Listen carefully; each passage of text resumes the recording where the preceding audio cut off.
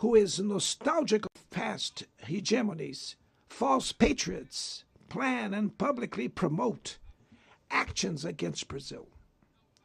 Peace cannot be achieved with impunity. A few days ago, and for the first time in 525 years of our history, a former head of state was convicted of attacking the democratic rule of law. He was investigated, indicted, trialed, and held accountable for his actions in a meticulous process. He has the right to defend himself was secured, a prerogative that dictatorships deny to their victims. Before the eyes of the world, Brazil sent a message to all aspiring autocrats and those who support them. Our democracy, our sovereignty are non-negotiable.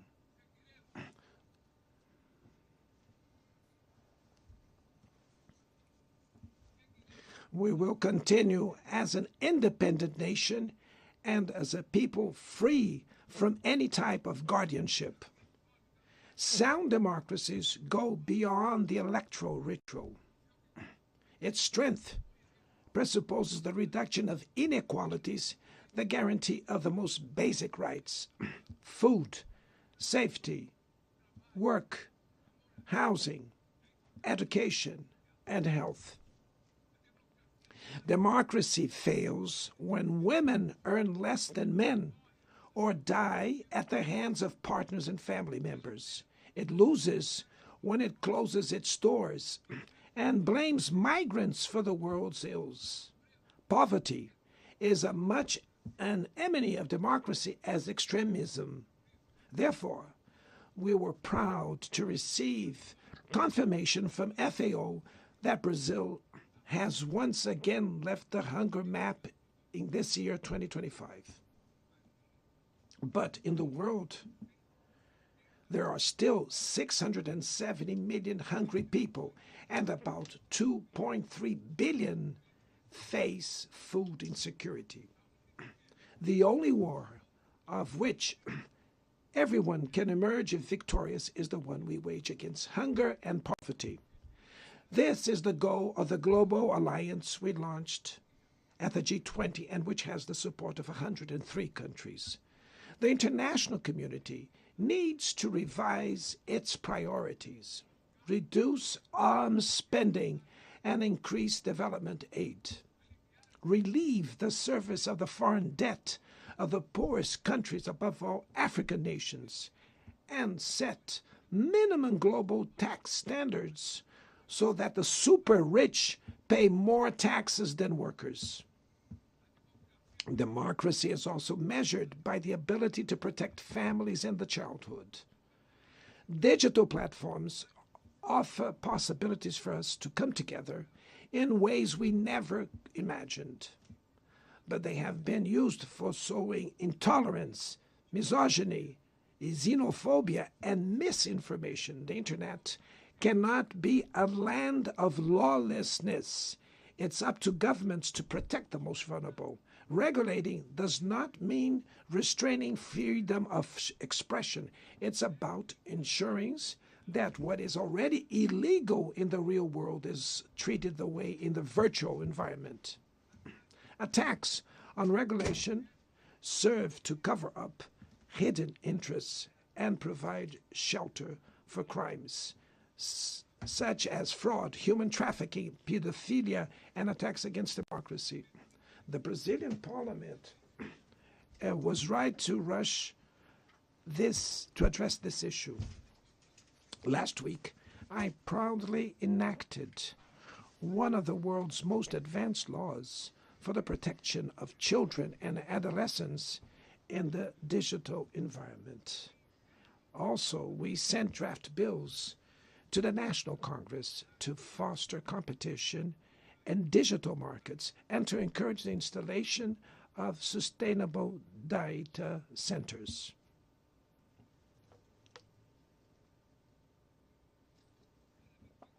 To mitigate the risks of artificial intelligence, We are committed to building multilateral governance in line with the Global Digital Compact that was approved in this plenary last year. Ladies and gentlemen, Your Excellencies, in Latin America and the Caribbean, we are experiencing a time of growing polarization and instability. Maintaining the region as a zone of peace is and was our priority. We are a continent free of weapons of mass destruction, without ethnic or religious conflicts. The comparison between crime and terrorism is worrying. The most effective way to combat drug trafficking is to cooperate to suppress money laundering and limit arms trade. Using lethal force in situations that do not constitute armed conflict is tantamount to executing people without trial. Other parts of the planet have already witnessed interventions that cause greater damage than intended, with serious humanitarian consequences. The path to dialogue must not be closed in Venezuela. Haiti has the right to a violence-free future, and it is unacceptable that Cuba be listed as a country that sponsors terrorism. In the conflict in Ukraine,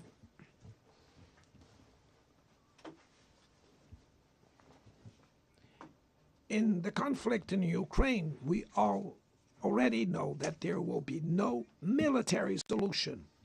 The recent meeting in Alaska raised hopes for a negotiated way out. It's necessary to pave the way for a realistic solution. This implies taking into account the legitimate security concerns of all parties.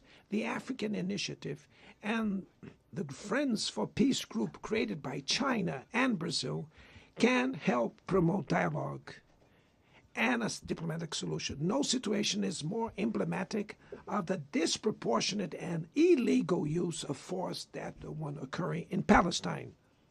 The terrorist attacks perpetrated by Hamas are indefensible from any angle, but nothing, absolutely nothing, justifies the ongoing genocide in Gaza.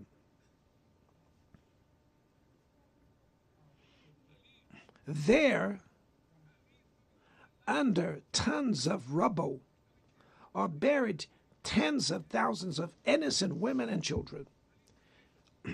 There, we can see that international humanitarian law and the myth of ethical exceptionalism of the West are also being buried there.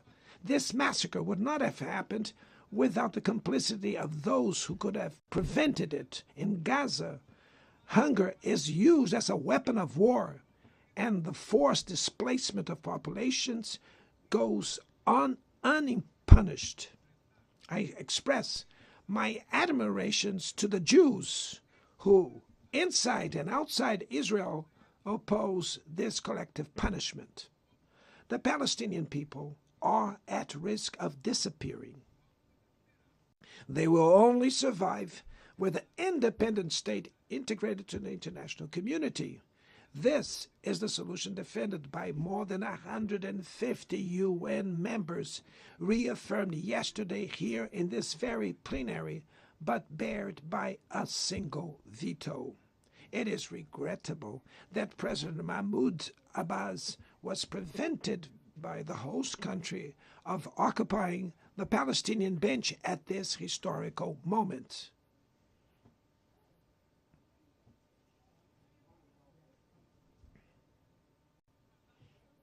The spread of this conflict to Lebanon, Syria, Iran, Qatar is fueling an unprecedented arms build-up. Madam President, bombs and nuclear weapons will not protect us from the climate crisis. The year of 24 was the warmest already registered. COP30 in the city of Belém, Brazil, will the cope of truth. It will be the time for world leaders to prove the seriousness of their commitment to the planet. Without a complete picture of the NDC's nationally determined contributions, we were walking blindfolded towards the abyss. Brazil has committed to reducing its emissions by 59 and 67%, covering all greenhouse gases and all sectors of the economy.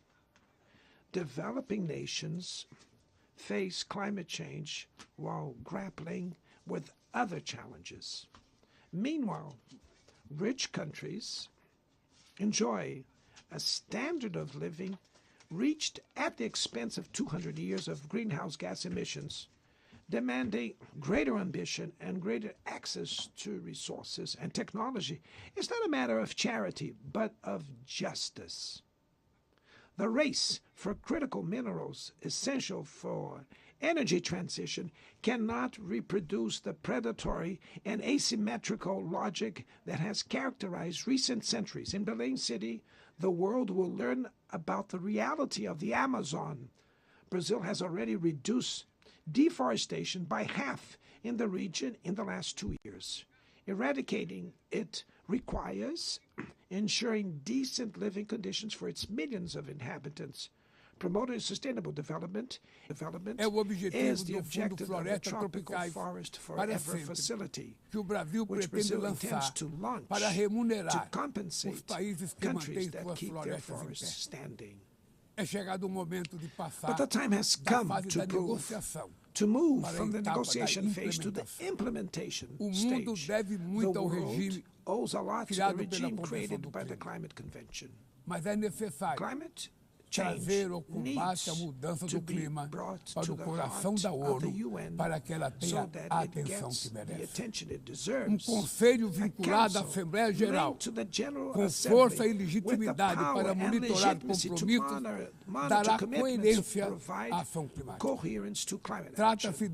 This is a fundamental step towards a broader reform of the organization, which would also include an expanded Security Council into 2 member categories. Few areas have worsened as much as the multilateral trading system.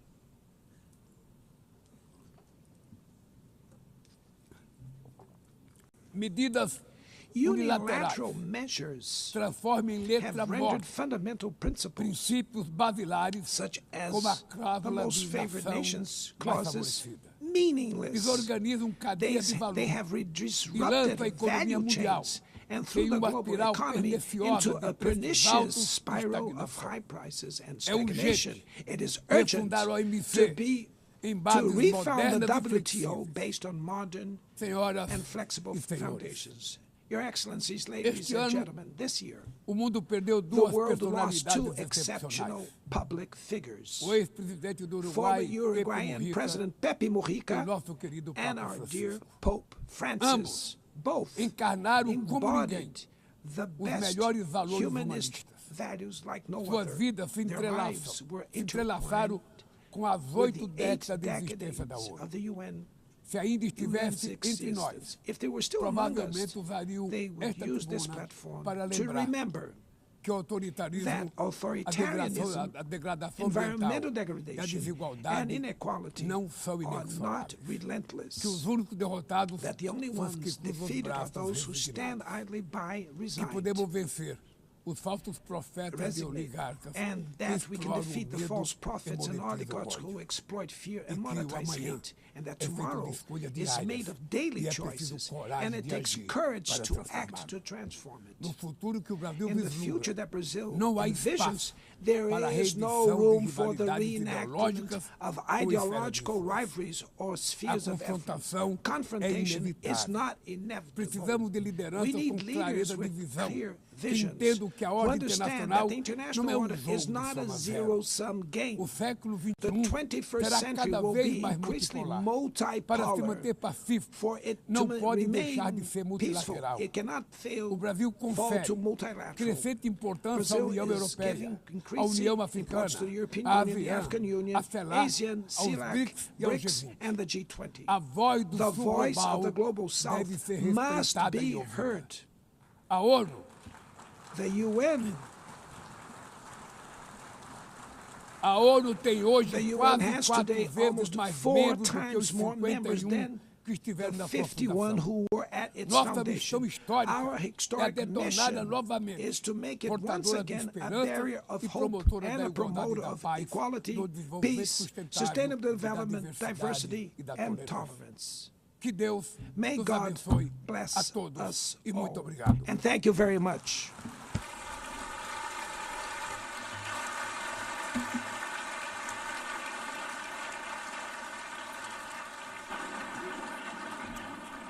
On behalf of the Assembly, I wish to thank the President of the Federative Republic of Brazil,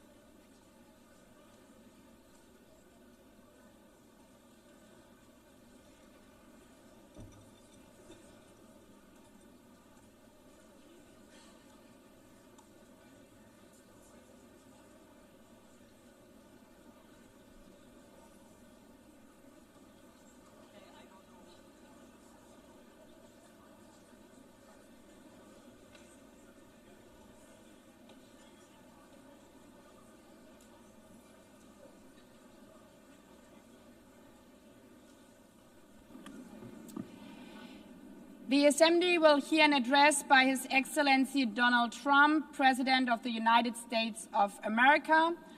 I request protocol to escort His Excellency and invite him to address the Assembly.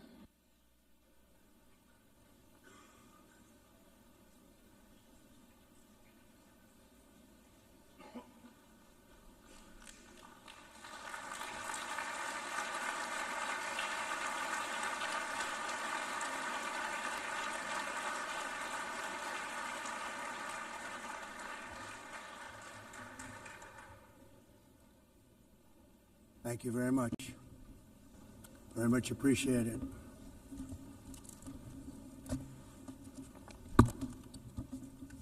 And I don't mind making this speech without a teleprompter, because the teleprompter is not working. I feel very happy to be up here with you nevertheless, and that way you speak more from the heart. I can only say that whoever's operating this teleprompter is in big trouble.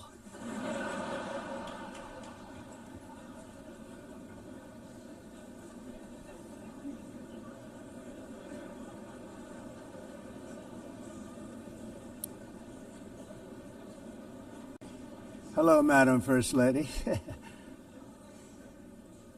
Thank you very much for being here.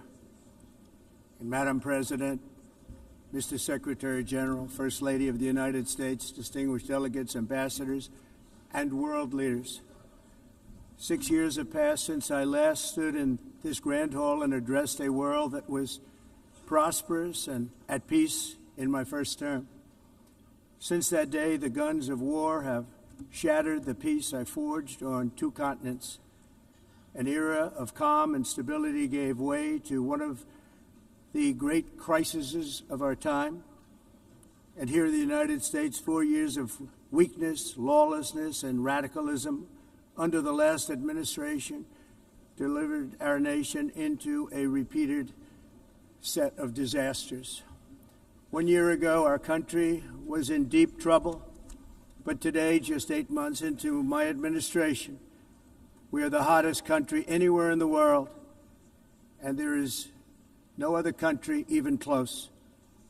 America is blessed with the strongest economy, the strongest borders, the strongest military, the strongest friendships, and the strongest spirit of any nation on the face of the earth. This is indeed the golden age of America.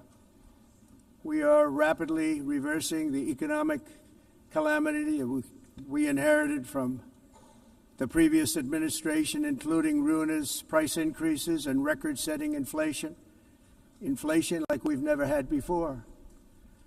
Under my leadership, energy costs are down, gasoline prices are down, grocery prices are down, mortgage rates are down, and inflation has been defeated. The only thing that's up is the stock market, which just hit a record high. In fact, it hit a record high 48 times in the last short period of time. Growth is surging, manufacturing is booming. The stock market, as I said, is doing better than it's ever done. And all of you in this room benefit by that, almost everybody. And importantly, workers' wages are rising at the fastest pace in more than 60 years. And that's what it's all about, isn't it? In 4 years of President Biden, we had less than $1 trillion of new investment into the United States.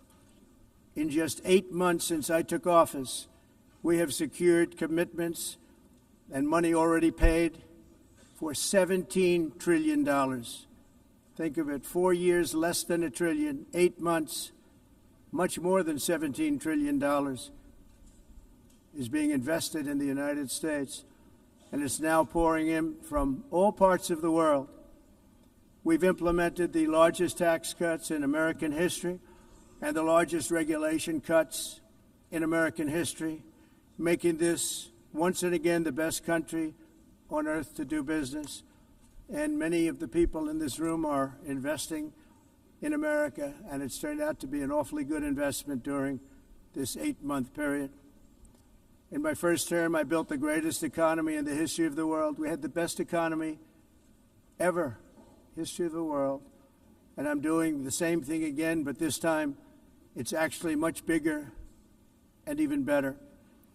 The numbers far surpass my record-setting first term.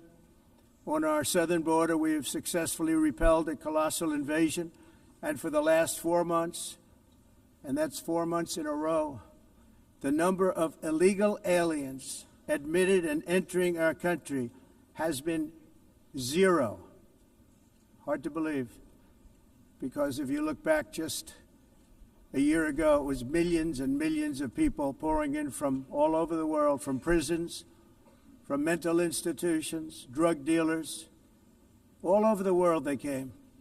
They just poured into our country with the ridiculous open border policy of the Biden administration. Our message is very simple. If you come illegally into the United States, you're going to jail, or you're going back to where you came from, or perhaps even further than that. You know what that means. I want to thank the country of El Salvador for the successful and professional job they've done in receiving and jailing so many criminals that entered our country. And it was under the previous administration that the number became record-setting, and they're all being taken out. We have no choice. And other countries have no choice, because other countries are in the exact same situation with immigration. It's destroying your country, and you have to do something about it. On the world stage, America is respected again like it has never been respected before. You think about 2 years ago, 3 years ago, 4 years ago, or 1 year ago, we were a laughingstock all over the world. At the NATO summit in June, virtually all NATO members formally committed to increase defense spending, at my request, from 2% to 5% of GDP, making our alliance far stronger and more powerful than it was ever before. In May, I traveled to the Middle East to visit my friends and rebuild our partnerships in the Gulf, and those valued relationships with Saudi Arabia, Qatar, and the UAE and other countries are now, I believe, closer than ever before.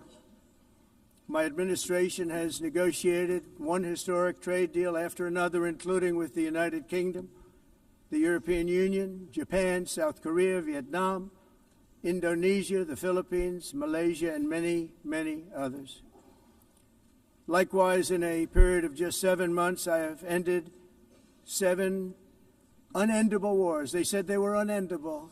You're never going to get them solved. Some were going for 31 years, 2 of them, 31, think of it, 31 years. One was 36 years. One was 28 years. I ended 7 wars. And in all cases, they were raging with countless thousands of people being killed. This includes Cambodia and Thailand, Kosovo and Serbia, the Congo and Rwanda, a vicious, violent war that was, Pakistan and India, Israel and Iran, Egypt and Ethiopia, and Armenia and Azerbaijan. It included all of them. No president or prime minister, and for that matter, no other country has ever done anything close to that. And I did it in just 7 months. It's never happened before. There's never been anything like that. I'm very honored to have done it. It's too bad that I had to do these things instead of the United Nations doing them. And sadly, in all cases, the United Nations did not even try to help in any of them. I ended 7 wars, dealt with the leaders of each and every one of these countries, and never even received a phone call from the United Nations offering to help in finalizing the deal. All I got from the United Nations was an escalator that on the way up stopped right in the middle. If the First Lady wasn't in great shape, she would have fallen. But she's in great shape. We're both in good shape. We both stood. And then a teleprompter that didn't work. These are the 2 things I got from the United Nations, a bad escalator and a bad teleprompter. Thank you very much. And by the way, it's working now. It just went on. Thank you. I think I should just do it the other way. It's easier. Thank you very much. I didn't think of it at the time because I was too busy working to save millions of lives. That is the saving and stopping of these wars. But later I realized that the United Nations wasn't there for us. They weren't there. I thought of it really after the fact, not during these negotiations, which were not easy. That being the case, what is the purpose of the United Nations? The UN has such tremendous potential. I've always said it. It has such tremendous, tremendous potential, but it's not even coming close to living up to that potential. For the most part, at least for now, all they seem to do is write a really strongly worded letter and then never follow that letter up. It's empty words, and empty words don't solve war. The only thing that solves war and wars is action. Now, after ending all of these wars and also earlier negotiating the Abraham Accords, which is a very big thing for which our country received no credit, never receives credit. Everyone says that I should get the Nobel Peace Prize for each one of these achievements. But for me, the real prize will be the sons and daughters who live to grow up with the mothers and fathers, because millions of people are no longer being killed in endless and unglorious wars. What I care about is not winning prizes, it's saving lives. We saved millions and millions of lives with the 7 wars. And we have others that we're working on, and you know that. Many years ago, a very successful real estate developer in New York, known as Donald J. Trump, I bid on the renovation and rebuilding of this very United Nations complex. I remember it so well. I said at the time that I would do it for $500 million, rebuilding everything. It would be beautiful. I used to talk about, I'm going to give you marble floors. They're going to give you terrazzo. I'm going to give you the best of everything. You're going to have mahogany walls. They're going to give you plastic. But they decided to go in another direction, which was much more expensive at the time, and which actually produced a far inferior product. And I realized that they did not know what they were doing when it came to construction, and that their building concepts were so wrong, and the product that they were proposing to build was so bad and so costly. it was going to cost them a fortune. And I said, and wait till you see the overruns. Well, I turned out to be right. They had massive cost overruns and spent between $2 and $4 billion on the building and did not even get the marble floors that I promised them. You walk on terrazzo. Do you notice that? As far as I'm concerned, frankly, looking at the building and getting stuck on the escalator, they still haven't finished the job. They still haven't finished. That was years ago. The project was so corrupt that Congress actually asked me to testify before them on the tremendous waste of money, because it turned out that they had no idea what it was, but they knew it was anywhere between $2 and $4 billion as opposed to $500 million with a guarantee. But they had no idea, and I said it cost much more than $5 billion. Unfortunately, many things in the United Nations are happening just like that, but on an even much bigger scale, much, much bigger. Very sad to see. Whether the UN can manage to play a productive role, I've come here today to offer the hand of American leadership and friendship to any nation in this assembly that is willing to join us in forging a safer, more prosperous world. And it's a world that we'll be much happier with. A dramatically better future is within our reach. But to get there, we must reject the failed approaches of the past and work together to confront some of the greatest threats in history. There is no more serious danger to our planet today than the most powerful and destructive weapons ever devised by man, of which the United States, as you know, has many.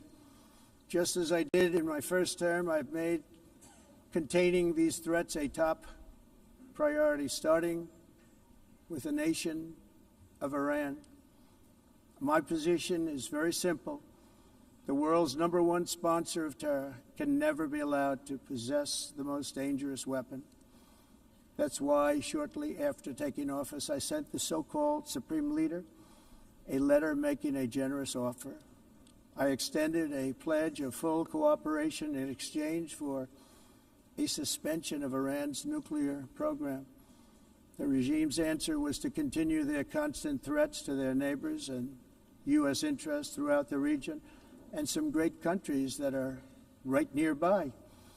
Today, many of Iran's former military commanders, in fact, I can say almost all of them, are no longer with us. They're dead.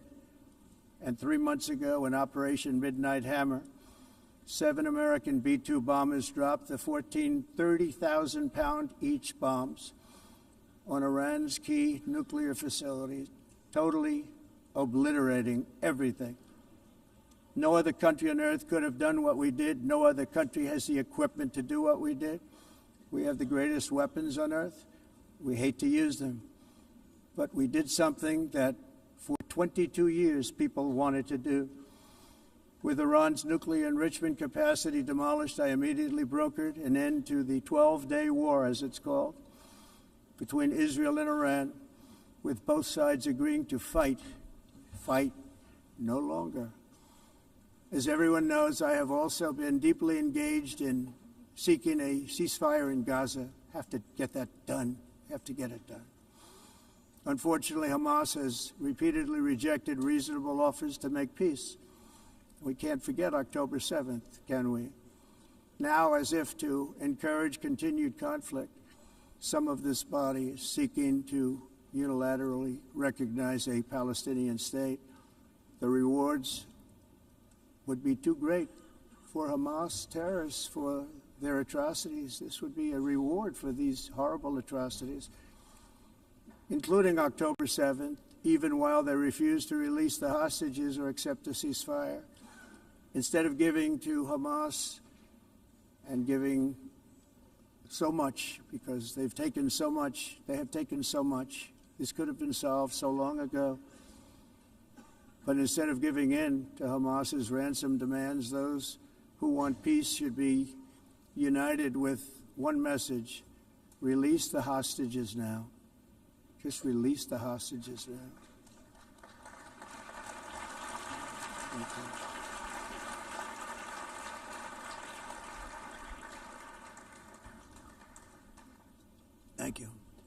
as we have got to come together, and we will come together, got to get it done. We have to stop the war in Gaza immediately. We have to stop it. We have to get it done. We have to negotiate, immediately have to negotiate peace. We got to get the hostages back. We want all 20 back. We don't want 2 and 4. As you know, I got, along with Steve Witkoff and others that helped us, Marco Rubio, we got most of them back. We were involved in all of them. But I always said the last 20 are going to be the hardest, and that's exactly what happened. We have to get them back now. We don't want to get back 2, and then another 2, and then 1, and then 3. Have this process. No, we want them all back, and we want the actually 38 dead bodies back too. Those parents came to me, and they want them back, and they want them back very quickly and very badly, as though they were alive. They want them. They want them every bit as much as if their son or daughter were alive. I've also been working relentlessly, stopping the killing in Ukraine. I thought that would be, of the 7 wars that I stopped, I thought that would be the easiest because of my relationship with President Putin, which had always been a good one. I thought that was going to be the easiest one. But, you know, in war, you never know what's going to happen. There are always lots of surprises, both good and bad.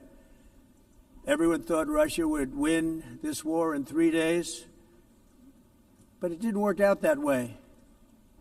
It was supposed to be just a quick little skirmish. It's not making Russia look good. It's making them look bad. No matter what happens from here on out, this was something that should have taken a matter of days, certainly less than a week. And they've been fighting for 3.5 years and killing anywhere from 5,000 to 7,000 young soldiers, mostly soldiers, on both sides, every single week, from 5,000 to 7,000 dead young people, and some in cities, much smaller numbers, where rockets are shot, where drones are dropped. This war would never have started if I were president. This was a war that should have never happened. It shows you what leadership is, what bad leadership can do to a country. Look what happened to the United States, and look where we are right now in just a short period of time. The only question now is how many more lives will be needlessly lost on both sides. China and India are the primary funders of the ongoing war by continuing to purchase Russian oil. But inexcusably, even NATO countries have not cut off much Russian energy and Russian energy products, which, as you know, I found out about 2 weeks ago, and I wasn't happy. Think of it. They're funding the war against themselves. Who the hell ever heard of that one? In the event that Russia is not ready to make a deal to end the war, then the United States is fully prepared to impose a very strong round of powerful tariffs, which would stop the bloodshed, I believe, very quickly. But for those tariffs to be effective, European nations, all of you are gathered here right now, would have to join us in adopting the exact same measures. I mean, you're much closer to this. We have an ocean in between. You're right there. And Europe has to step it up. They can't be doing what they're doing. They're buying oil and gas from Russia while they're fighting Russia. It's embarrassing to them, and it was very embarrassing to them when I found out about it, I can tell you that. But they have to immediately cease all energy purchases from Russia. Otherwise, we're all wasting a lot of time. So I'm ready to discuss this. We're going to discuss it today with the European nations, all gathered here. I'm sure they're thrilled to hear me speak about it, but that's the way it is. I like to speak my mind and speak the truth. As we seek to reduce the threat of dangerous weapons today, I'm also calling on every nation to join us in ending the development of biological weapons once and for all. And biological is terrible, and nuclear is even beyond, and we include nuclear in that. We want to have a cessation of the development of nuclear weapons. We know, and I get to view it all the time. Sir, would you like to see? And I look at weapons that are so powerful that we just can't ever use them. If we ever use them, the world literally might come to an end. There would be no United Nations to be talking about. There would be no nothing. Just a few years ago, reckless experiments overseas gave us a devastating global pandemic. Yet despite that worldwide catastrophe, many countries are continuing extremely risky research into bioweapons and man-made pathogens. This is unbelievably dangerous. To prevent potential disasters, I'm announcing today that my administration will lead an international effort to enforce biological weapons convention, which is going to be meeting with the top leaders of the world by pioneering an AI verification system that everyone can trust. Hopefully the UN can play a constructive role, and it will also be one of the early projects under AI. Let's see how good it is, because a lot of people are saying it could be one of the great things ever, but it also can be dangerous, but it can be put to tremendous use and tremendous good, and this would be an example of that. Not only is the UN not solving the problems it should, too often, it's actually creating new problems for us to solve. The best example is the number one political issue of our time, the crisis of uncontrolled migration. It's uncontrolled. Your countries are being ruined. The United Nations is funding an assault on Western countries and their borders.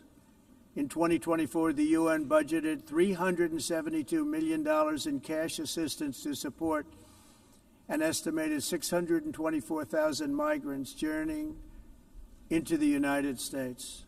Think of that. The UN is supporting people that are illegally coming into the United States, and then we have to get them out. The UN also provided food, shelter, transportation, and debit cards to illegal aliens. Can you believe that? On the way to infiltrate our southern border. Millions of people came through that southern border.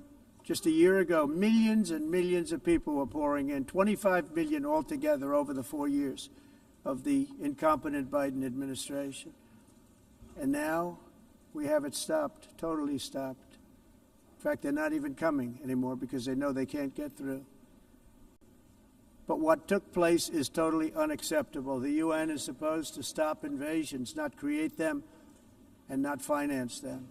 In the United States, we reject the idea that mass numbers of people from foreign lands can be permitted to travel halfway around the world, trample our borders, violate our sovereignty, cause unmitigated crime, and deplete our social safety net.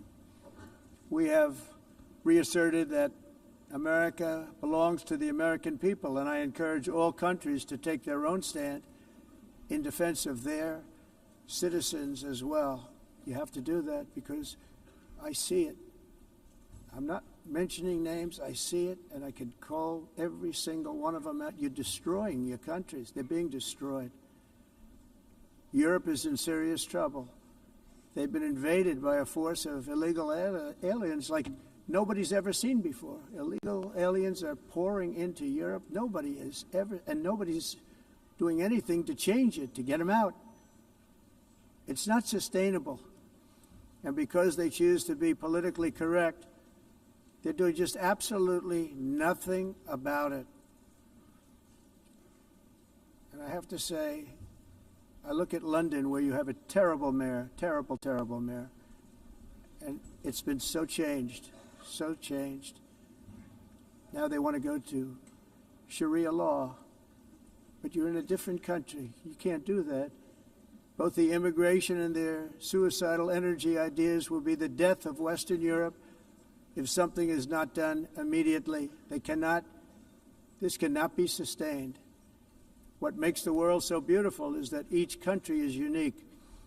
But to stay this way, every sovereign nation must have the right to control their own borders. You have the right to control your borders, as we do now, and to limit the sheer numbers of migrants entering their countries and paid for by the people of that nation that were there and that built that particular nation at the time. They put their blood, sweat, tears, money into that country, and now they're being ruined. Proud nations must be allowed to protect their communities and prevent their societies from being overwhelmed by people they have never seen before, with different customs, religions, with different everything. Where migrants have violated laws, lodged false asylum claims or claimed refugee status for illegitimate reasons, they should, in many cases, be immediately sent home. And while we will always have a big heart for places and people that are struggling and truly compassionate, answers will be given. We have to solve the problem, and we have to solve it in their countries, not create new problems in our countries. And we are very helpful to a lot of countries that are just not able to send their people anymore. They used to send them to us in caravans of 25,000, 30,000 people each. These massive caravans of people pouring into our country, totally unchecked and unvetted. But not anymore. According to the Council of Europe in 2024, almost 50% of inmates in German prisons were foreign nationals or migrants. In Austria, the number was 53% of the people in prisons were from places that weren't from where they are now. In Greece, the number was 54%, and in Switzerland, beautiful Switzerland, 72% of the people in prisons are from outside of Switzerland. When your prisons are filled with so-called asylum seekers who repaid kindness, and that's what they did, they repaid kindness with crime, it's time to end the failed experiment of open borders. You have to end it now. See, I can tell you, I'm really good at this stuff. Your countries are going to hell. In America, we've taken bold action to swiftly shut down uncontrolled migration. Once we started detaining and deporting everyone who crossed the border and removing illegal aliens from the United States, they simply stopped coming. They're not coming anymore. We're getting a lot of credit, but they're not coming anymore. This was a humanitarian act for all involved, because on the trips up, thousands of people a week were dying. Women were being raped. Nobody's ever seen anything like it. Raped, horribly beaten, raped. On the trip up, the journey up, it was a long walk. It was a long, arduous journey, indeed. And it was also a historic victory against human trafficking throughout the region. What we did was a victory, and we saved so many lives of people that wouldn't make the journey. That journey was loaded up with death. Loaded up with death. Dead bodies all along the roads of jungles to get up. They go through jungles, they go through areas so hot you couldn't breathe. They were dying of suffocation, areas so hot that you couldn't breathe. Dead bodies all over. By them not coming, we're saving tremendous numbers of lives. My people have done a fantastic job in doing what they did, and the American public agrees with it. I mean, I was very proud to see this morning I have the highest poll numbers I've ever had. Part of it is because of what we've done on the border. I guess the other part is what we've done on the economy. Joe Biden's policies empowered murderous gangs, human smugglers, child traffickers, drug cartels, and prisoners from all over the world. The previous administration also lost nearly 300,000 children. Think of that. They lost more than 300,000 children, little children, who were trafficked into the United States on the Biden watch, many of whom have been raped, exploited, and abused, and sold. Sold. Nobody talks about that. The fake news doesn't write about it. With many others, young children who are missing or dead. And we found a lot of these children, and we're sending them back, and we've been sending them back to their parents. They said, nobody knows who they are. They said, where do you come from? And they'll give us a country, and we'll find out, and we'll figure it out, and we'll bring them back to their homes. And the mother and father rush to the door, and their tears in their eyes. They can't believe that they're seeing their son or daughter, their little son or daughter again. We've done almost 30,000 of them so far. Any system that results in the mass trafficking of children is inherently evil. Yet that is exactly what the globalist migration agenda has done, and it's what it's all about. In America, those days, as you know, are over. The Trump administration is working, and we are continuing to work to track down the villains that are causing this problem, and also, as I said, to get back the 30,000 we've already returned. now I think we're going to have another. We're going to find a lot. You're not going to find all of them. 300, more than 300,000. They're lost or they're dead. They're lost or they're dead because of the animals that did this. To protect our citizens, I've also designated multiple savage drug cartels as far as and you see this, and you see it happening right before your eyes. Let's put it this way. People don't like taking big loads of drugs in boats anymore. There aren't too many boats that are traveling on the seas by Venezuela. They tend not to want to travel very quickly anymore. And we've virtually stopped drugs coming into our country by sea. We call them the water drugs. They kill hundreds of thousands of people. I've also designated multiple savage drug cartels as far as foreign terrorist organizations, along with two bloodthirsty transnational gangs, probably the worst gangs anywhere in the world, MS-13 and Tren de Aragua. Tren de Aragua is from Venezuela, by the way. Such organizations torture, maim, mutilate, and murder with impunity. They're the enemies of all humanity. For this reason, we've recently begun using the supreme power of the United States military to destroy Venezuelan terrorists and trafficking networks led by Nicolas Maduro. To every terrorist thug smuggling poisonous drugs into the United States of America, please be warned that we will blow you out of existence. That's what we're doing. We have no choice. Can't let it happen. They're destroying. I believe we lost 300,000 people last year to drugs, 300,000. Fentanyl and other drugs. Each boat that we sink carries drugs that would kill more than 25,000 Americans. We will not let that happen. Energy is another area where the United States is now thriving like never before. We're getting rid of the falsely named renewables. By the way, they're a joke. They don't work. They're too expensive. They're not strong enough to fire up the plants that you need to make your country great. The wind doesn't blow. Those big windmills are so pathetic and so bad, so expensive to operate. And they have to be rebuilt all the time, and they start to rust and rot.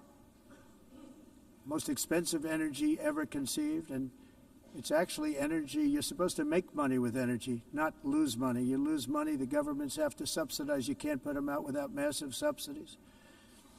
And most of them are built in China, and I give China a lot of credit. They build them, but they have very few wind farms. So why is it that they build them and they send them all over the world, but they barely use them?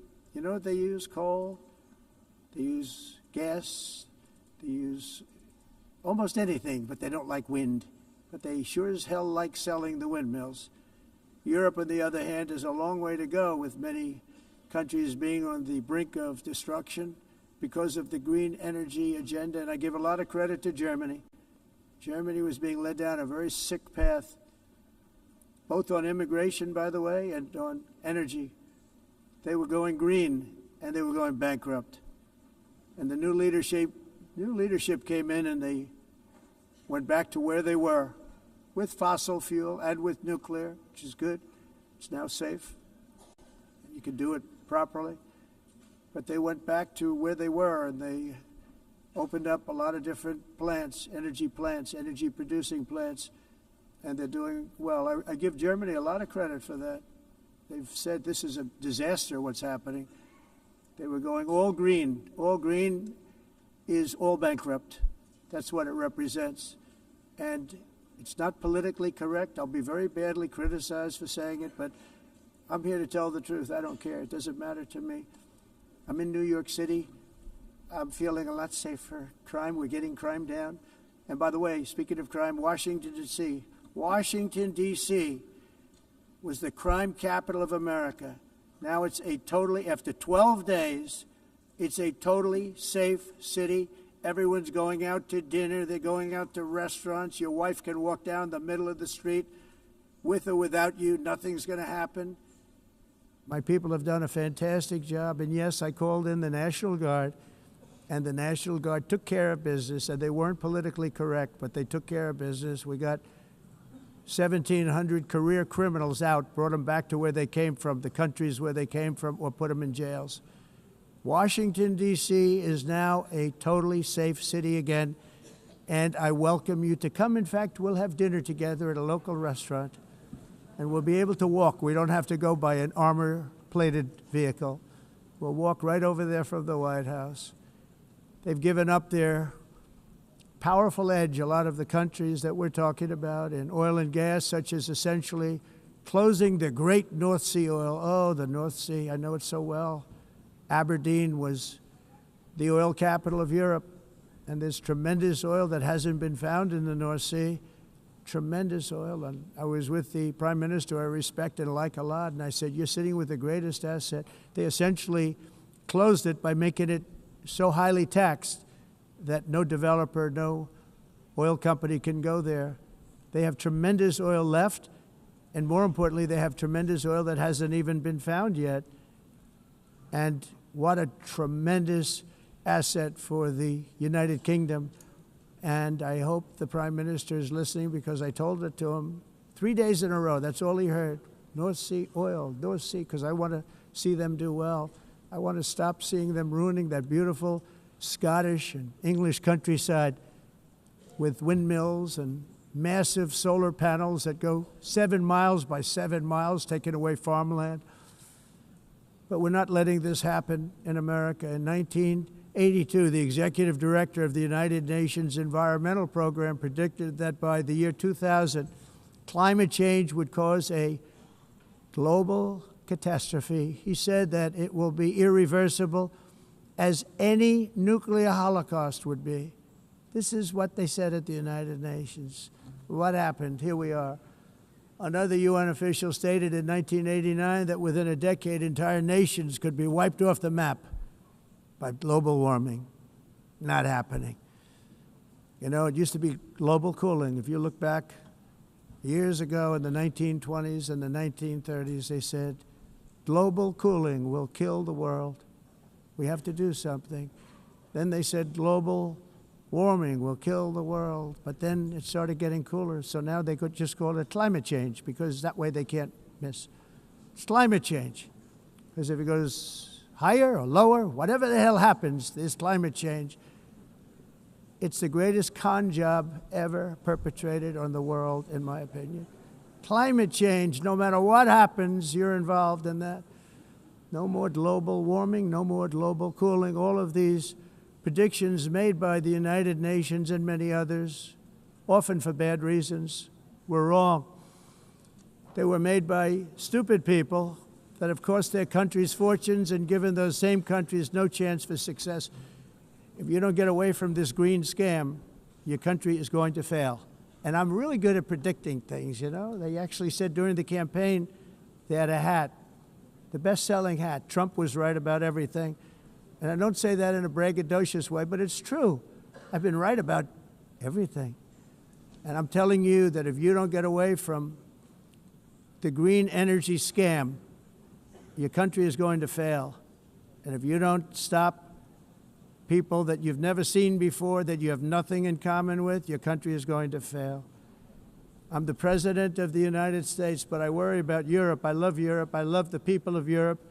And I hate to see it being devastated by energy and immigration. This double-tailed monster destroys everything in its wake, and they cannot let that happen any longer. You're doing it because you want to be nice. You want to be politically correct, and you're destroying your heritage. They must take control strongly and immediately of the unmitigated immigration disaster and the fake energy catastrophe before it's too late. The carbon footprint is a hoax made up by people with evil intentions, and they're heading down a path of total destruction. You know, the carbon footprint was a big, big thing a few years ago. I remember hearing about the carbon footprint, and then President Obama would get into Air Force One, a massive Boeing 747, and not a new one, an old one with old engines that spew everything into the atmosphere. He'd talk about the carbon footprint, we must do so. Then he'd get in and he'd fly from Washington to Hawaii to play a round of golf. And then he'd get back onto that big, beautiful plane, and he'd fly back, and he'd talk about, again, global warming and the carbon footprint. It's a con job. At extreme cost and expense, Europe reduced its own carbon footprint by 37%. Think of that. Congratulations, Europe. Great job. You cost yourself a lot of jobs, a lot of factories closed, but you reduced the carbon footprint by 37%. However, for all of that sacrifice and much more, it's been totally wiped out and then some by a global increase of 54%. Much of it coming from China and other countries that are thriving around China, which now produces more CO2 than all the other developed nations in the world. So all of these countries are working so hard on the carbon footprint, which is nonsense, by the way. It's nonsense. You know, it's interesting. In the United States, we have still radicalized environmentalists, and they want the factories to stop. Everything should stop. No more cows. We don't want cows anymore. I guess they want to kill all the cows. They want to do things that are just unbelievable, and you have it too. But you know, we have a border, strong, and we have a shape, and that shape doesn't just go straight up. That shape is amorphous when it comes to the atmosphere. And if we had the most clean air, and I think we do, we have very clean air. We have the cleanest air we've had in many, many years. But the problem is that other countries, like China, which has air that's a little bit rough, it blows. And no matter what you're doing down here, the air up here tends to get very dirty because it comes in from other countries where their air isn't so clean. And the environmentalists refuse to acknowledge that. Same thing with garbage. In Asia, they dump much of their garbage right into the ocean. And over about a 1 week and 2 week journey, it flows right past Los Angeles. You've seen it. Massive amounts of garbage, almost too much to do anything about, flowing past Los Angeles, past San Francisco, and then somebody will get in trouble because he dropped a cigarette on the beach. The whole thing is crazy. The primary effect of these brutal green energy policies has not been to help the environment, but to redistribute manufacturing and industrial activity from developed countries that follow the insane rules that are put down to polluting countries that break the rules and are making a fortune. They're making a fortune. European electricity bills are now 4 to 5 times more expensive than those in China, and 2 to 3 times higher than the United States. And our bills are coming way down. You probably see that our gasoline prices are way down. You know, we have an expression, drill, baby, Nós drill. reduzimos And os that's what we're custos doing. de energia porque nós faremos como vamos fazer tudo isso, reduzir os custos de energia e os custos diminuíram nos Estados Unidos. Por exemplo, se você olhar nos países em faturas de energia, mas nós nos Estados Unidos conseguimos usar eles e evitar aumento da temperatura, porque é muito caro também usar nada e ninguém usa isso. The entire globalist concept of asking successful industrialized nations to inflict pain on themselves and radically disrupt their entire societies must be rejected completely and totally, and it must be immediate. That's why in America I withdrew from the fake Paris Climate Accord, where, by the way, America was paying so much more than every country. Others weren't paying. China didn't have to pay until 2030. Russia was given an old standard that was easy to meet, a 1990 standard. But for the United States, we're supposed to pay like $1 trillion. And I said, this is another scam. The fact is, the United States has been taken advantage of by the world for many, many years, but not any longer, as you probably noticed. I unleashed massive energy production and signed historic executive orders to hunt for oil, but we don't have to do much hunting because we have the most oil of any nation anywhere, oil and gas in the world. And if you add coal, we have the most of any nation in the world. Clean, I call it clean, beautiful coal. You can do things today with coal that you couldn't have done 10 years ago, 15 years. So I have a little standing order in the White House. Never use the word coal, only use the words clean, beautiful coal. Sounds much better, doesn't it? But we stand ready to provide any country with abundant, affordable energy supplies if you need them, when most of you do. We're proudly exporting energy all over the world. We're now the largest exporter. In the United States, we want trade and robust commerce with all nations, everybody. We want to help nations. We're going to help nations. But it must also be fair and reciprocal. The challenge with trade is much the same with climate. The countries that followed the rules, all their factories have been plundered. It's really sad to watch. They've been broken. They've been broken by countries that broke the rules. That's why the United States is now applying tariffs to other countries, and much as these tariffs were for many years applied to us, uncontrollably applied to us. We've used tariffs as a defense mechanism under the Trump administration, including my first term, where hundreds of billions of dollars in tariffs were taken in. And by the way, we had the lowest inflation, and now we have very low inflation. The only thing different is that we have hundreds of billions of dollars flowing into our country. But this is how we will ensure that the system works for everyone and is sustainable into the future. We're also using tariffs to defend our sovereignty and security throughout the world, including against nations that have taken advantage of former U.S. administrations for decades, including the most corrupt, incompetent administration in history, the sleepy Joe Biden administration. Brazil now faces major tariffs in response to its unprecedented efforts to interfere in the rights and freedoms of our American citizens and others, with censorship, repression, weaponization, judicial corruption, and targeting of political critics in the United States. I have a little problem saying this because I must tell you, I was walking in and the leader of Brazil was walking out. We saw him and I saw him, he saw me, and we embraced. And then I'm saying, can you believe I'm going to be saying this in just 2 minutes? But we actually agreed that we would meet next week. We didn't have much time to talk, like about 20 seconds. They were in retrospect, I'm glad I waited because this thing didn't work out too well. But we did talk.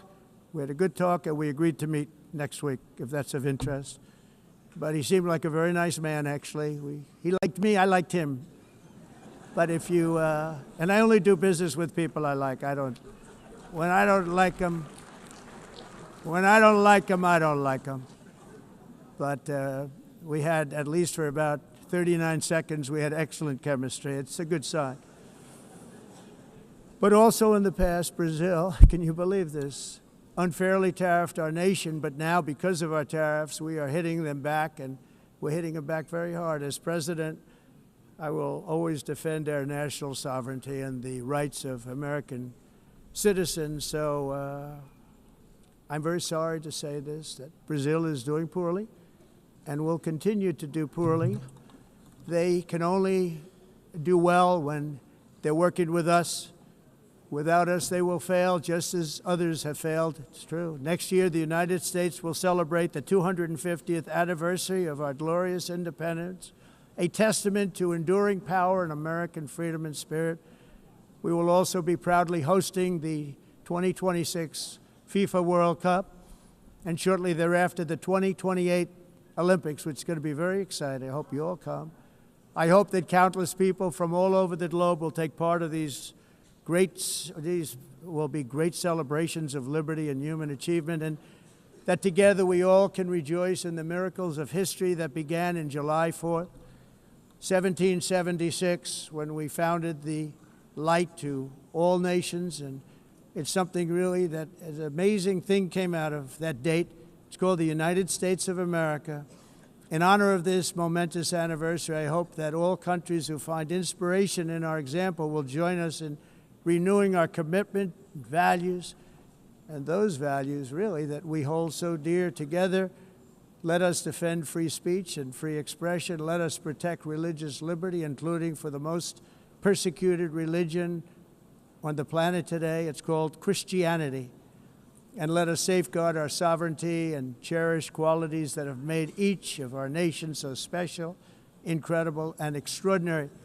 In closing, I just want to repeat that immigration and the high cost of so-called green renewable energy is destroying a large part of the free world and a large part of our planet. Countries that cherish freedom are fading fast because of their policies on these two subjects. You need strong borders and traditional energy sources if you are going to be great again. Whether you have come from north or south, east or west, near or far, every leader in this beautiful hall today represents a rich culture, a noble history, and a proud heritage that makes each nation majestic and unique, unlike anything else in human history or any other place on the face of the earth. From London to Lima, from Rome to Athens, from Paris to Seoul, from Cairo to Tokyo and Amsterdam to right here in New York City, we stand on the shoulders of the leaders and legends, generals and giants, heroes and titans who won and built our beloved nations, all of our nations, with their own courage, strength, spirit, and skill. Our ancestors climbed mountains, conquered oceans, crossed deserts, and trekked over wide open plains. They charged into thunderous battles, plunged into grave dangers, and they were soldiers and farmers and workers and warriors and explorers and patriots. They built towns into cities, tribes into kingdoms, ideas into industries, and small islands into mighty empires. You're a part of all of that.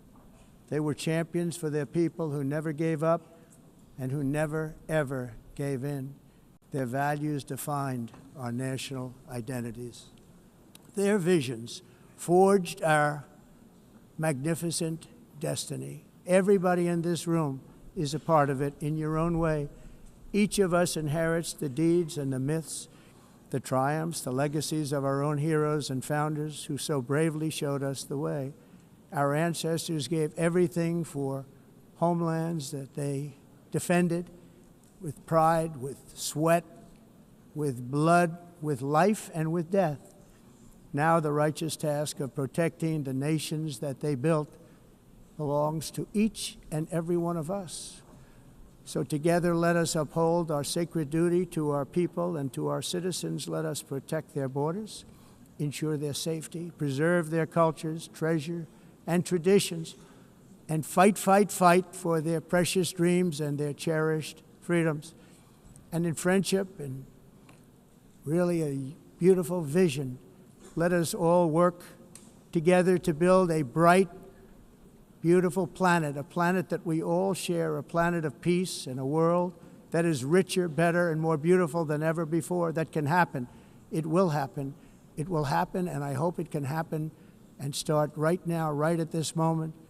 We'll turn it around. We're going to make our countries better, safer, more beautiful.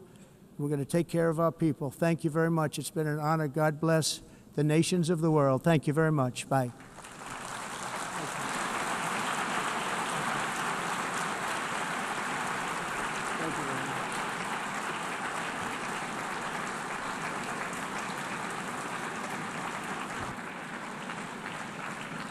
On behalf of the